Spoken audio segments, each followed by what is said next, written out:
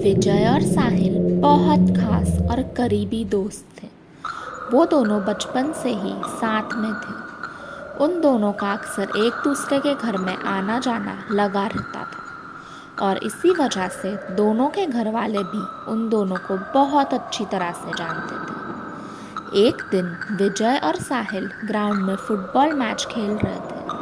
तभी विजय ने साहिल को अगले दिन उसके घर पे कुछ नए लाए हुए वीडियो गेम्स खेलने बुलाया।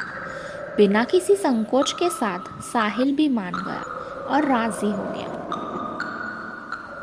अगले दिन साहिल तकरीबन 11 बजे विजय के घर जाता है। विजय के घर पर उसके माता पिता और उसकी बूढ़ी दादी रहती थी। साहिल उनको बचपन से ही जानता था और वो लोग भी साहिल को बिल्कुल विजय जैसा ही मानते थे।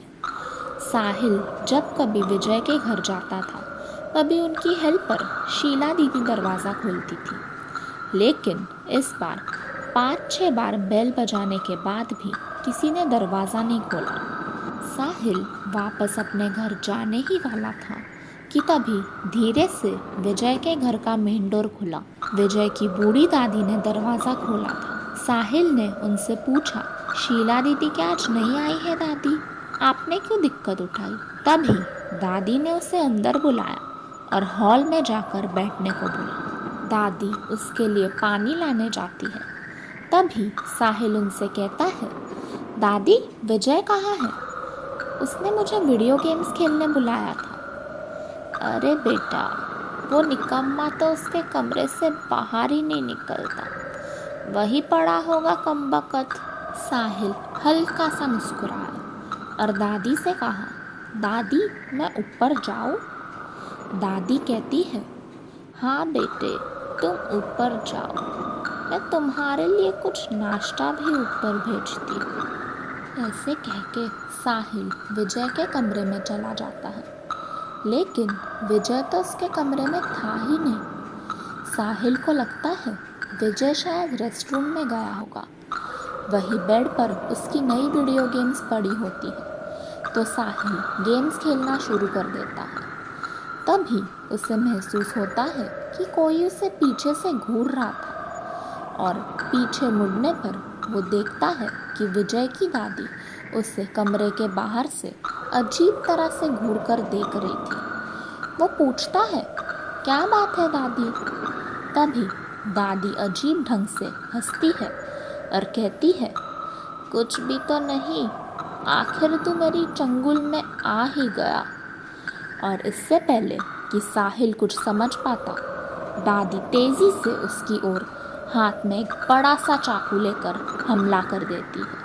कुछ देर बाद विजय साहिल के मुंह पर पानी छिड़कता है और उसे बेहोशी से होश में लाता है। वो ज़ोर से चिल्लाने लगता है, वो मुझे मार देंगी। विजय कहता है, किसकी बात कर रहे हो? दादी ने मुझ पर हमला किया।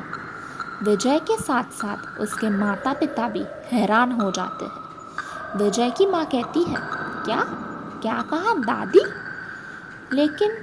लेकिन उनका तो हम अभी अंतिम संस्कार करके लौटे हैं।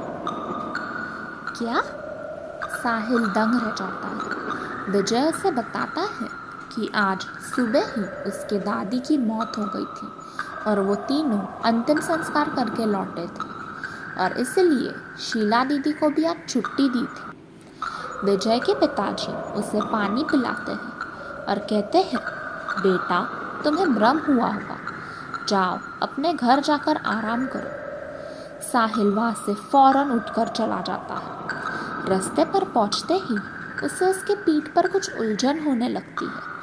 वो देखता है तो क्या, उसके पीठ पर चोट लगी थी और खून भी निकल रहा था।